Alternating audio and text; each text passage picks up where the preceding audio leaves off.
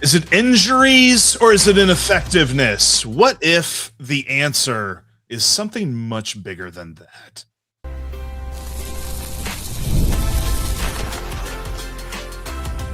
You are Locked On Reds, your daily Cincinnati Reds podcast, part of the Locked On Podcast Network, your team every day. Hey there, welcome in. Aloha and welcome to a live edition of Locked On Reds here on this Aloha Friday. My name's Stephen Offenbaker. He's Jeff Carr. Thanks for being an everydayer. Thanks for being here, and thanks for helping make Locked On the #1 sports podcasting network in all the land. Most of today's show is going to be driven by you, the everydayer, because we're going to be doing a lot of Q&A in today's show. A little bit later, we're going to get to that. We're also going to spend a few minutes talking about the Reds heading to the Bronx. Everybody loves a good Reds-Yankees matchup. God help us. They need to win some games up there in New York. We're going to talk about that here in just a minute. But where we are going to begin is talking about the Reds and their current state of readiness as far as it goes to playing Major League Baseball games. Is their problem injuries? Is their problem underperformance? Is their problem the front office? Is their problem in a captain's chair sitting in the dugout? Is Tito the problem? There's lots of directions this could go, Jeff. There's lots of places you could point the fingers.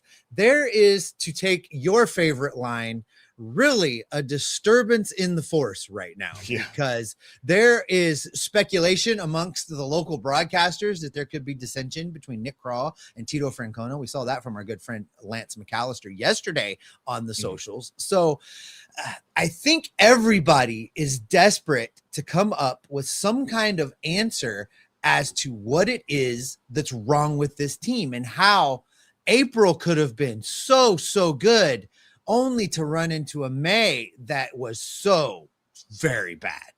So very bad. And it's continued on into June. I mean, we're watching this team flounder on a daily basis, and they're done playing with the Mets. That's the only 2 series that they've won in like the last 3 weeks. So that's going to be a bit of a tough road to hoe, especially you're facing the best team in the American League this weekend in their home stadium. And all of this just has me wondering, like, okay, yeah, can you go with injuries? Sure, there's plenty of arguments for that. Ineffectiveness, yes, where guys whose back of the baseball card is a lot better than what we have seen from them so far this year. But there's also a lot of other questions here that are unanswered by either one of those, which makes me wonder how systemic this problem is. Does it go up to Nick Krall? And I think all of us, immediately knee-jerk reaction will say, well, ownership. But there's more to it than that. Like, I kind of feel like this is a top-to-bottom problem where in years past, you would hear Nick Krall, the manager of the ball club, which was David Bell back then, and other different parts of the organization saying, we are aligned, top to bottom, our philosophy, our strategies, we are aligned. See, I haven't heard that since Terry Francona's gotten here, and maybe he wanted to nip that in the bud, and maybe he is sending most of the directions out to the organization, but I have a hard time believing that Nick Krall stopped all of that, turned on a dime, and did a 180 from where the way that the organization was ran when David Bell was here to now something completely different. And so I look at all of those things put together, and you also have the Derek Johnson of it all, where nobody's talking about that. Like, it just feels like this organization is in disarray, and that has nothing to do with the performance on the field and the guys on the injured list. Yeah. And we're even, you and I, we made a conscious decision, and I think it's probably time to pull back the curtain on this just a little bit since you mentioned him. You and I made a conscious decision when the Derek Johnson news came down that he was taking a leave of absence, and the cloak and veil of secrecy that surrounded that. We decided to respect that a little bit and say, look, here's what's happening. Derek Johnson is leaving the team. We don't know why. And we have not speculated. We have left that alone, because you don't want to be the guys that's like, he really stepped away because things are so bad, and there's a problem with him and Tito, or there's a problem with him and Nick. And then, months from now, you find out he was sick, or somebody in his family was sick, or there was something going on. And then you're the jerk, right? You don't want to be that guy. But they've been absolutely mute as to what is going on. And you can't help but wonder, what is happening? What is going on? How long has, the current interim guy been told that he's going to be the interim guy? They haven't addressed, Derek Johnson's job was way bigger than pitching coach. Derek Johnson's job was running the pitching philosophy, the pitching, he was the pitching czar, for lack of a better way. On up for every pitcher from Cincinnati to Daytona. And they have not said who is filling those voids. They have not said who is calling the shots. And, you look around the farm system right now, and if we're being honest, it's kind of in disarray. There are a lot of problems from top to bottom that nobody is talking about, nobody's addressing. So while you don't want to be that guy that speculates about Derek Johnson and then find out later there's some horrible thing going on, I think it's also been long enough that maybe somebody needs to start asking some hard questions like, okay, you've got an interim with the ball club handling the day-to-day pitching coach duties. Who is the pitching coordinator for this team right now?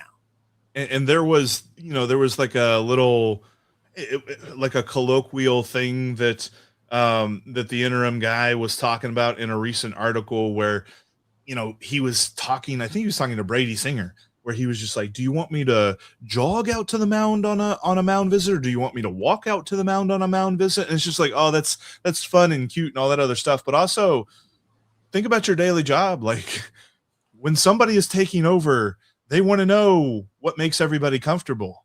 They want to know how they should operate in order to keep things status quo in an awkward situation. And it sounds like that's just more awkward by the day. So I don't want to get too deep into it, but it's certainly a symptom of the larger problem. And then we also get into the record, and we're talking about this a lot more as the trade deadline gets along, like all the different deals that Nick Krall has made that have just gone sideways. I mean, we've got a couple of fun ones right now that the Reds are doing all right with JJ Bleday and Nate Lowe, but certainly Eugenio Suarez still has some work to do to live up to his billing. And then you also have the Key Brian Hayes of it all, who's out in Arizona training with Driveline right now, which is something you typically hear in November, not in June. And all of this is just adding up to, all right, this points at Nick Krall. Like, what is he doing to change all of this? Because he has set these systems in place. He set the development in place. He set the scouting in place. Because remember, that was like a thing a couple of years ago that they overhauled a bit, where it was like, all right, we did it with Kyle Bodie for a little while. We're going to readjust and kind of reel back in and reorganize this thing. Nick Krall did that. And it seems as though things have not gotten much better from there on. And I want to say that there's more time to look at this, but when it comes to 2026, this was the year that they were telling us we are going for the division, and they are so far out of that, and they're getting further out of the wild card race. And I think the absence of a real conversation from the front office, from Tito, addressing that, everybody's ignoring that particular elephant in the room, that you said you were building a division winner. You are 10.5 games back right now. How are you going to pivot? How are you going to adjust? And if the answer to that question, and I understand, you and I know better than anybody how tied the hands of the beat writers are and what they can get away with asking. But if the answer to that question continues to be the generic, well, we have to wait for people to get healthy. And, Hunter Green is out in, Goodyear right now, trying to work his way back. And we don't really know what we have until everybody's here. And no, you said this year was different. And that's been the answer for years.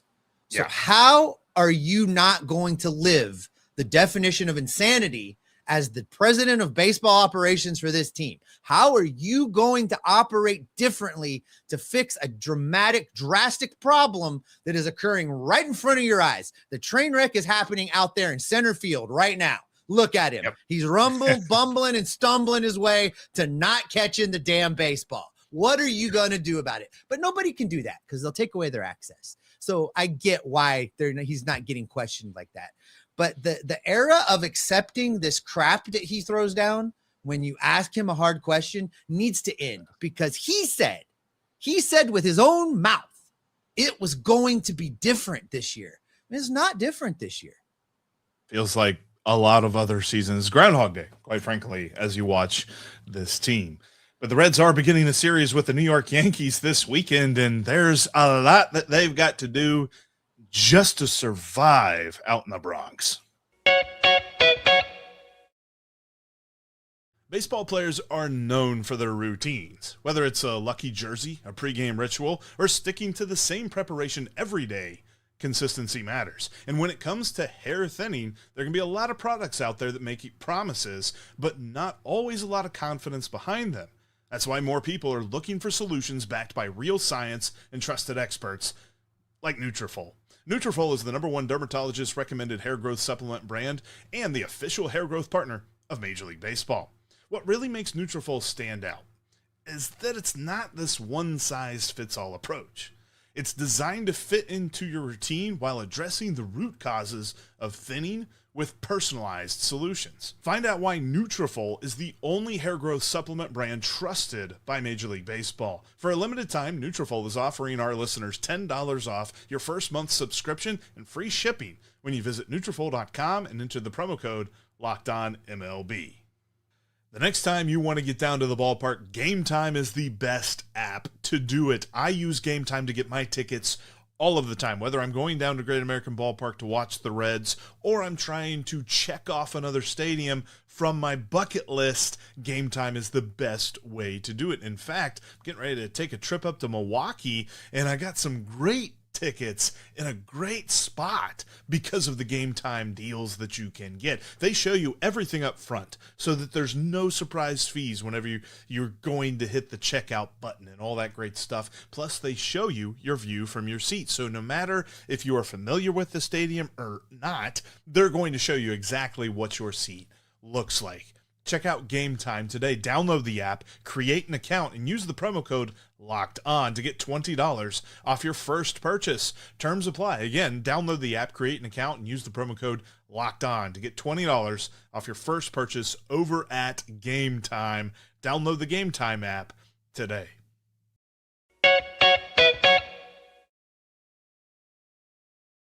I don't know why I'm never asked to do a Nutrafol ad. It's hurtful and it's downright discriminatory, Jeff. I'm hurt. Look, you already love your team every single day. Elevate your game. Become an everydayer. $5 a month, $50 a year. Ad-free Locked On Reds over in the audio feed, as well as access to the exclusive Discord server where everybody is talking ball on every single channel. You can go talk trash against the team you don't like the most, or you can get in the Reds channel and defend the Reds and maybe help us figure out how this team's going to get better. I don't know. $5 a month, $50 a year. The link for that's down in the show description. All right, Jeff, the Reds are headed to the Bronx. They're going to New York. They're playing the best team in the American League. This is not going to end well. And they are getting, at least as far as 2/3 of this series goes, they are getting the Yankees' best when it comes to starting pitchers. They got Cam Schlittler tonight, who has been phenomenal. I think he's like the front runner for American League Cy Young right now. And then they get Garrett Cole on Sunday. Mark your calendars for Sunday's ball game, though. You're going to want to sit there and watch every pitch because it's Garrett Cole against Chase Burns. But as fun as that is from a baseball fan's perspective, from a Reds fan's perspective, that's stressful as all get out because we know this lineup is going to go to sleep against Garrett Cole. And this lineup probably will go to sleep against Cam Schlittler. You got Rhett Lauder on the mound tonight. So Saturday's really the game of opportunity to just survive. Like, I want to see the Reds win 1 out of 2. And no less than that. I don't want them to get swept at all. I just don't think they're going to win this series. I don't think they win 2 out of 3. And the best chance they have to win one of these games is on Saturday with Andrew Rabbit going up against Will Warren. But all of this is just overshadowed by the fact that the Reds are facing a team in the Yankees who in the month of June have slugged over 400 as a team. I think over 450, as a team. And they don't have Aaron Judge.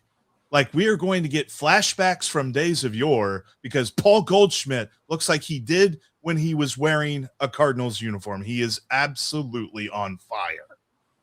Oh, the only thing that has me clinging to hope in this series, Jeff, is that the Reds like to go into New York and show out. Like inexplicably, they like to go into New York and show out. And much to our friend Stacy over at Locked On Yankees chagrin, and she will not engage me in my trash talk when these things happen. But the Reds have had some pretty good success there. So I don't know what to make of it other than maybe, you get lucky and the Reds are able to somehow, get at Garrett Cole. I think you're right about Schley. I don't think they're going to beat him. And then it's a coin flip and Abbott start. But for there to have any chance of pulling this off, the lineup's going to have to really get in there and get things done early and often. And even if they don't score a lot of runs on either of those guys when they're as starters, they've got to make them throw a lot of pitches. They've got to battle. They've got to foul off pitches. They got to run up pitch counts. They got to get to the bullpen. And that's not something they've been very good at this year. There's been multiple times where we've said the keys to success is doing that very thing, to have, drawn out, extended at bats where you're battling and fouling things off. And we see guys go up there and foul and put the first pitch in play, pop up first pitch. And, the starting pitcher's getting out of there with a 4-pitch first inning, a 5-pitch second, and a 6-pitch third. And you're like, what are you doing? They've got to get better at, creating situations where they help themselves and get to the bullpens. And I don't know. I don't know how much faith I have in it this particular time around. To your credit, last time the Reds were in the Bronx, they swept the Yankees, 2024, actually around the July 4th holiday that year. They had 3 straight wins, all of them stressful. But you had Ashcraft getting the win in game 1, Abbott getting the win in game 2, and Frankie Montas getting the win in game 3. Reds faced Luis Gil, Carlos Rodon, and Marcus Stroman in those games. So 3 completely different starters. By the way, Alexis Diaz, 2 saves in that series. Fun throwback there. But yeah, it's going to be a tough road to hoe because there is no weakness in this Yankees team. Like, remember a couple of years where it was just Aaron Judge and a bunch of guys? That is not what the Yankees are anymore. They figured out how to build their roster the way that you would expect the Yankees to build their roster. But as we kind of move past this series, like, this is the hard part where, yeah, they are facing a juggernaut, but they also cannot go away. Like, if they do just win 1 out of 2, and then they go into next week and they only win 1 out of 3, then they only win 1 out of 3 against Milwaukee and 1 out of 3 against Pittsburgh, and well, then they're done. Like, you start going, but you're going to have to start playing well against teams who, quite frankly, right now, based on performances and what we've looked at, the Reds are a bit overmatched. It's hard, Jeff, because you look at the standings right now and you can say, you can talk about the standings to fit whatever you want your narrative to be. You can look at the standings and say they are 10.5 games out of first place in their division. They're cooked. They're done. They need to sell. One of the first comments we're going to get to in the next segment is about trading everybody away. And you look at that and you're like, okay, well, that fits. That's not being negative. That's not being, a glass half empty kind of guy. It's where they are.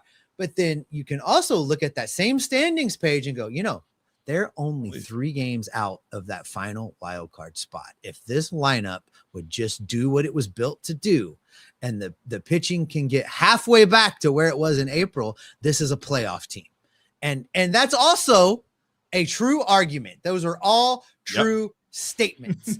And so it boils down to the thing that you just said, that this week in the middle of stinking June, the entire season hinges upon.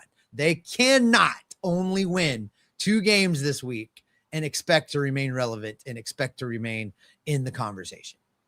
Not at all. But you're right. We do have a great conversation about the trade deadline that we will begin our Q&A with coming up next. Running a business shouldn't feel like you're trying to connect a bunch of systems that were never designed to work together. There's one app for accounting, another for inventory, another for sales, and somehow none of them talk to each other. That's where Odoo comes in. Odoo is an all-in-one business management software that brings every part of your business together in one powerful platform. From sales and accounting to inventory and marketing, everything works in one place, helping your team move faster, stay organized, and focus on growing the business instead of managing software. The best organizations know that success isn't just about talent. It's about having everyone working toward the same goal. And that's true in sports, just like it is in business. Great organizations win because operations matter, and that's why you should get Odoo. Try for free today at odoo.com/lockedon. That's odoo.com/lockedon. All throughout baseball season, you can trade everything Major League Baseball over on KALSHI. In fact, you can get all of the Reds games over on KALSHI. And right now you can trade with the Reds to beat the Yankees, currently trading at 38%. So Friday night, Reds play the Yankees. And if they end up winning and you make a $100 trade on them to win, your payout could be $258.60. That could change dramatically over at KALSHI, and you can see the trends and how everything changes, which is one of the great things over on KALSHI. All throughout baseball season, there is no house because you're trading against peers in a live market. And as the probability changes, you can buy in and out of your position. So for a limited time, if you use the code LOCKEDON when you download the KALSHI app, you can get $10 when you trade 10. KALSHI. KALSHI. Trade on anything. 18 and up only. Restrictions and eligibility requirements apply. Event contract trading involves risk and may not be suitable for all investors. Prices, values, and available markets may differ from those mentioned. For more information, see kalshi.com/regulatory.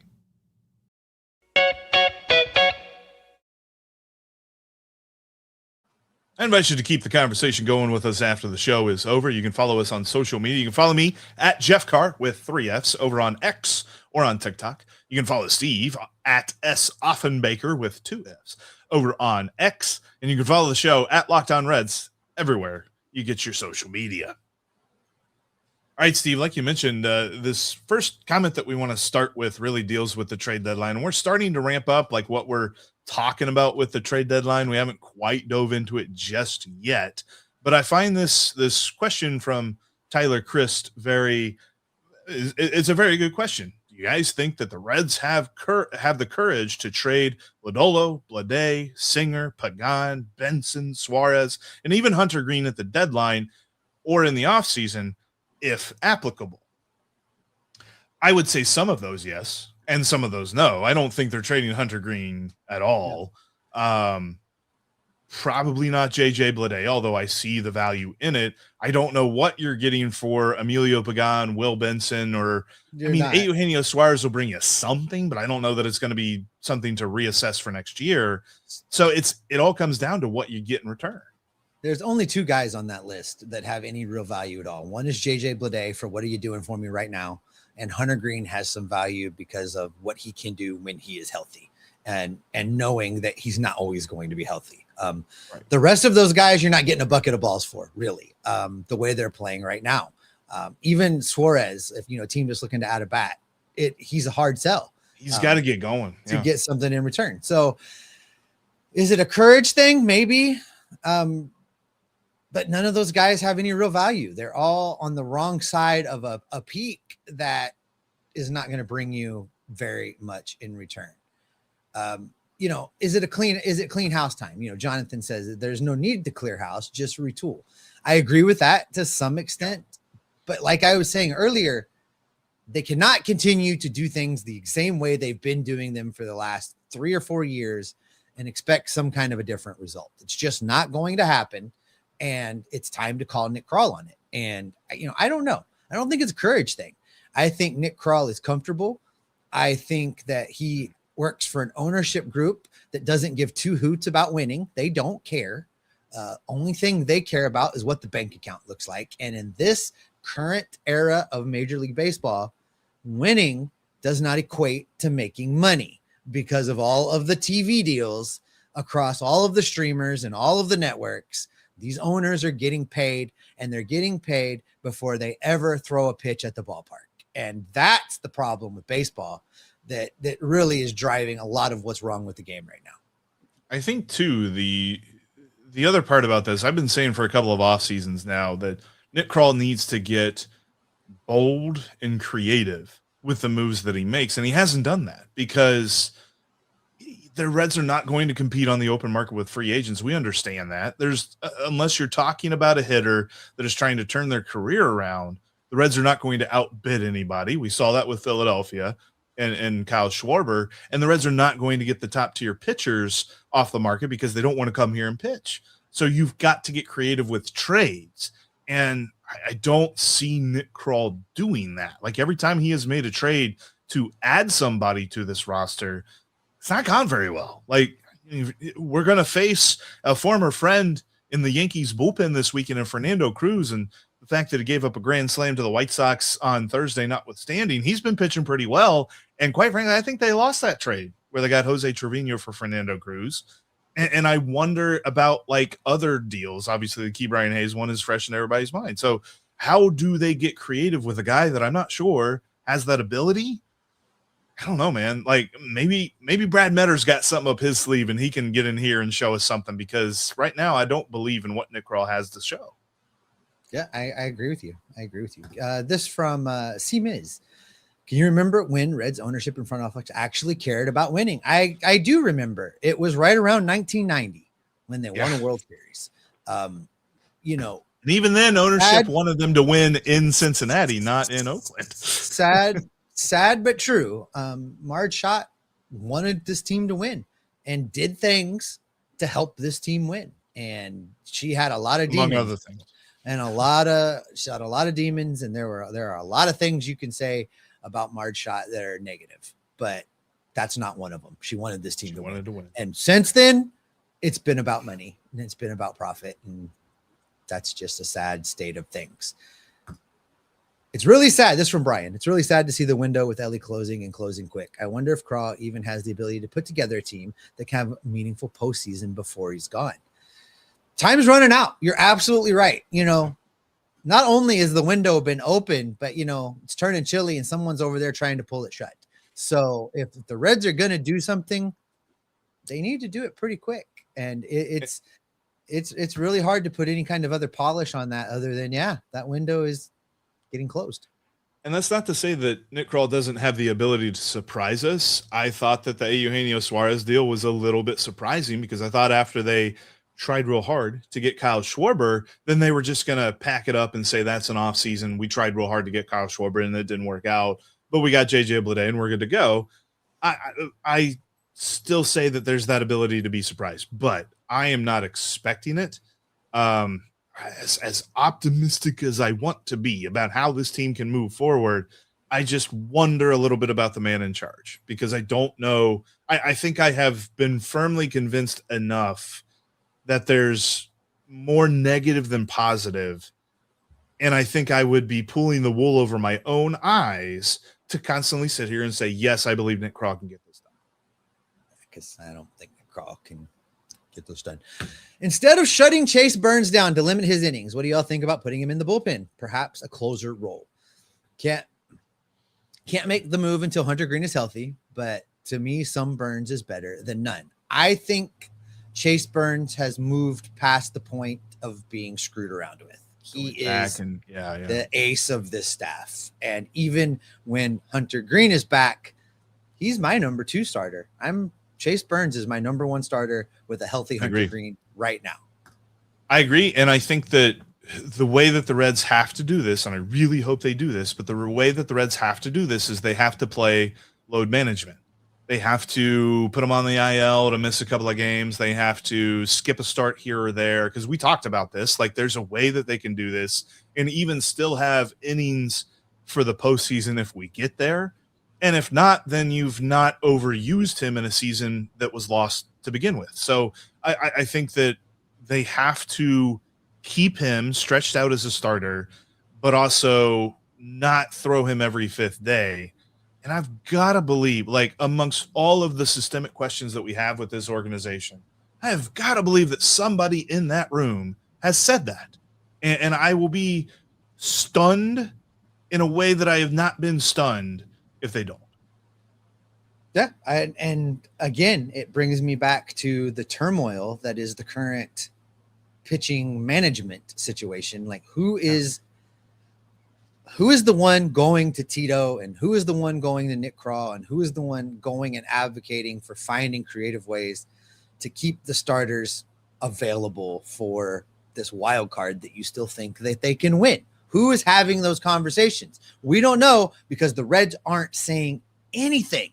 And that the silence is deafening with that, Jeff. It really is.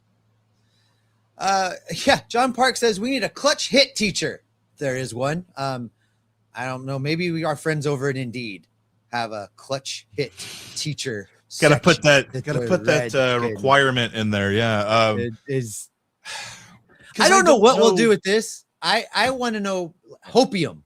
It's not opium. Opium's bad, but hopium. Yep.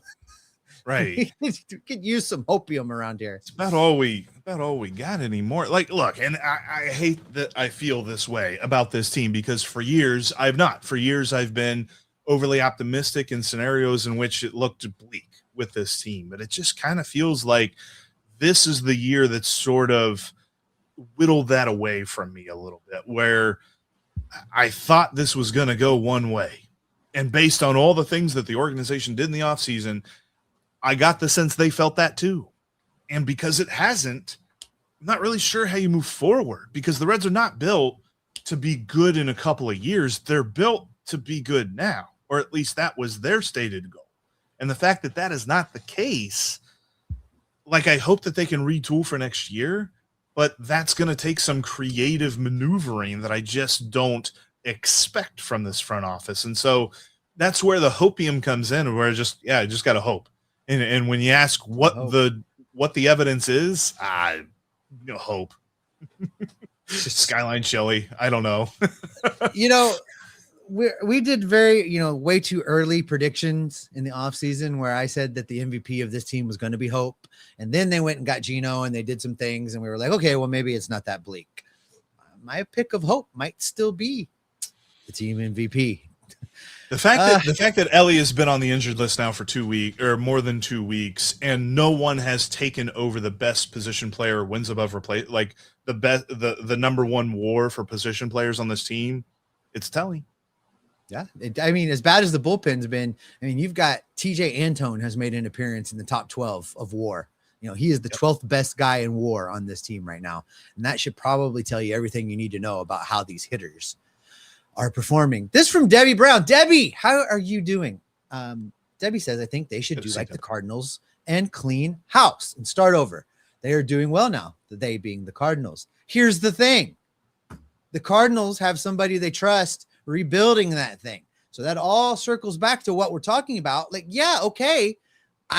Debbie, I don't disagree. Yeah, it's an abject failure right now. Just blow it up. Yeah. Cool. Who's putting it back together? Nick Krall? No, you're going to fire Nick Krall. All right. You know what Castellini's going to do is elevate Brad Metter. Brad Metter's more of the same. Do we trust him to rebuild this thing? No.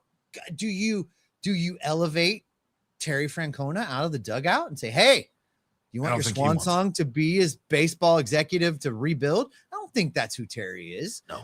And do we think this team's going to go outside and bring in somebody that will have a different type of philosophy? The answer to that is no, because the philosophy of this ownership group is not just win, baby. It's just don't spend too much. So I just don't know how you get a different result. I don't know. I mean, that's where the hopium comes in for me, is that because in years past, we have seen things go sideways and the Reds pivot to some extent. And I want to see them do that with the front office now, because the last time they went out of organization to get somebody, they got Walt Jocketty from St. Louis. And it felt like for the first couple of years of that professional relationship, things went pretty well. You remember 2010, 2012, that was nice. I hope that they can find it in themselves to go do that again, because I am with you. I feel like the overwhelming favorite for that scenario is that they promote from within, because that's what they did whenever Dick Williams left. and brought up Nick Krall, and that feels like what they'll do with Brad Metter, and they'll celebrate his years of service with the Reds, and they'll celebrate how long he's been in Major League Baseball and all this other stuff. But the overarching message will remain the same. And so that's got to be where the Reds have to change, because we see messages from the Guardians front office, like they were talking about potential changes in the CBA and all this other stuff. And I keep going back to this clip of their general manager saying, whatever the situation is, we will figure out how to overcome it and how to win, because we have built this organization around our own philosophies, and we know that we will succeed with this. All we ever hear from Nick Krall is, we got to tread water, baby. And I'm tired of hearing that. Like, I get it. I understand there's certain issues during the season, injuries and all that other stuff that you've just got to survive and stuff. But we've been hearing that for 3 years now. And this is not a team that is supposed to be treading water, it's supposed to be thriving. Well, you haven't seen that. No, and I think Brian here pretty succinctly encapsulates what the problem is. I don't know how they even retool. The prospect well isn't very deep anymore, so it's not like they have a ton of great prospects that they can afford to sell. And as we've talked about, the major league roster doesn't have very many high value pieces to trade away right now. So they have backed themselves into a corner. And Nick Krall, we are waiting to hear from you. We are waiting for you to look into a camera and in your own inept way, tell us how you're going to fix it, because we know what happens when you talk to a camera, but we need to hear a plan. Well, Steve, looking at this organization and how things have moved over the last couple of years, we've really eliminated peaks and valleys. And I think as we move forward, we're going to realign our payroll to our resources peaks. and we're going to, like I said, eliminate peaks and valleys. I included that. And also, as we move forward, we're going to, tread water and we're really going to survive as an organization, and, we'll see what we've got, come the end of the season. And then we'll make a decision as to figure out how we can set things up for next year. And then we'll see what we have next year. I could so envision Nick Krall doing that very spiel, like in his office with a smoking jacket on, just kind of like kicked back, like smoking jacket on. hand tucked in. Nick right? Krall like, has a smoking jacket. I don't think he has lean back on. I said we were going to eliminate the peaks. And the valleys. But I said we were going to eliminate the peaks, and big mission accomplished banner drops down behind him. It's just going to be. I think that's the most annoying part about the Cincinnati Reds right now, Steve, is that none of what he has said has been a lie. It's just we hoped what he was talking about was sustained success, but he never said we will build sustained success. He said we will eliminate peaks and valleys. And that is where we are going to go ahead and wrap it up, folks. Reds, Yankees, New York City. That's what you got on the venue for tonight. Make sure you tune in. As Jeff said, this series is going to be an interesting one. We'll be back in your feeds on Monday, hopefully talking about a city that never sleeps miracle, and the Reds managed to pull off 2 of 3. I don't know.